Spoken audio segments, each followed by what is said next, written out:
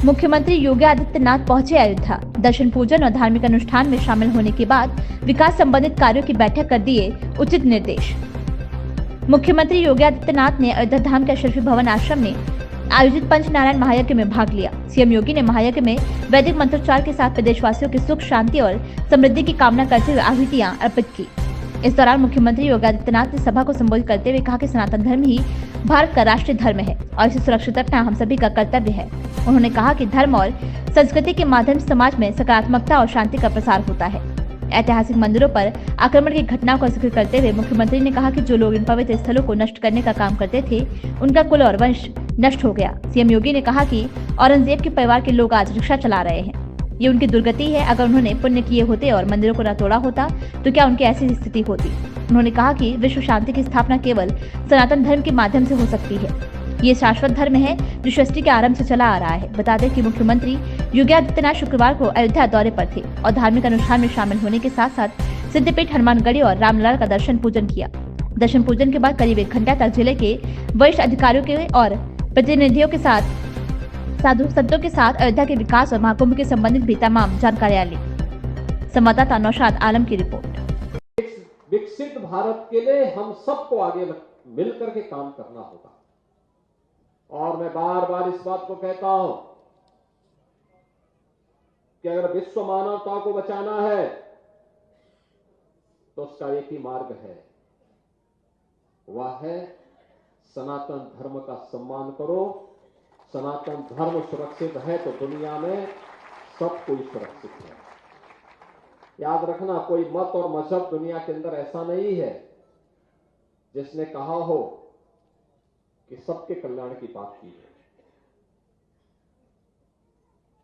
हमने तो हजारों वर्ष पहले हमारे ऋषियों ने हमें एक ही प्रेरणा दी, अयम निज परोवेति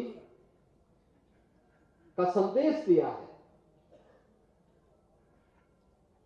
अयम निज परोवेति गणना लघु चेतसाम उदार चरितानाम तो सुधेव कुटुंबकम। याद करिए, ये मेरा है, ये तेरा है, ये तो संकुचित बुद्धि के लोग करते हैं। उदार और उदात चरित्र के लोगों के लिए क्या कहा गया है कि पूरी दुनिया तो उसके लिए एक परिवार है। और याद करिए, दुनिया के अंदर अकेले सनातन धर्म है जिसने दुनिया की हर जाति, हर मत, हर मजहब, हर संप्रदाय के लोगों को उसकी विपत्ति के समय शरण देकर के संरक्षण दिया है, उसे फलने फूलने का एक अवसर दिया है। लेकिन क्या दुनिया के अंदर ऐसे ही हिंदुओं के साथ भी हो रहा है क्या? ऐसे ही हो रहा है क्या? आज बांग्लादेश में क्या हो रहा है? पाकिस्तान में क्या हुआ था? इससे पहले अफगानिस्तान में क्या हुआ था? मैं पूछना चाहता हूं उन लोगों से, कौन वे लोग थे जिन्होंने देश के अंदर सनातन धर्म से जुड़े हुए उन मान बिंदुओं को नष्ट करने का काम किया था, और क्यों किया था? उसके पीछे की नीयत क्या थी? उसके पीछे की नियति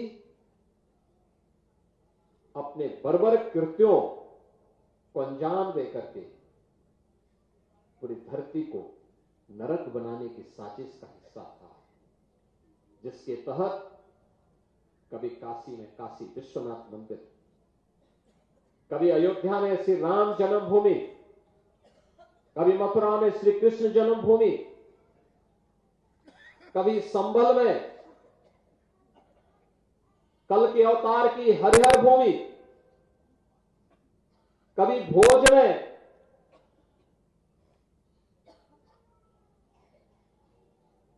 ज्ञान के अधिष्ठात्री देवी मां सरस्वती के पावन मंदिर को नष्ट किया जाता है, तोड़ा जाता है, अपवित्र किया जाता है।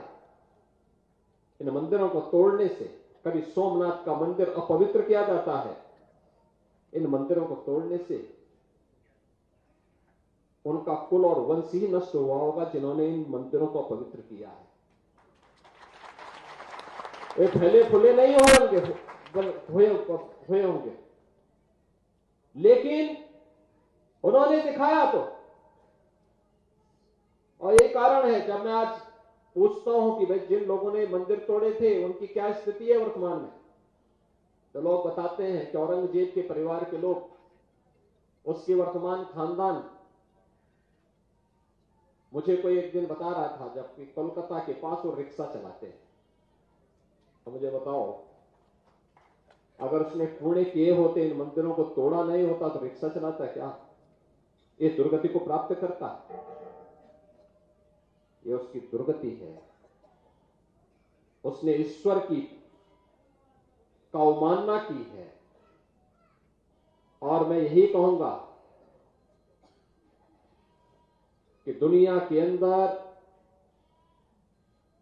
अगर विश्व शांति की स्थापना करनी है तो यह सनातन धर्म ही उसको कर सकता है, केवल सनातन धर्म।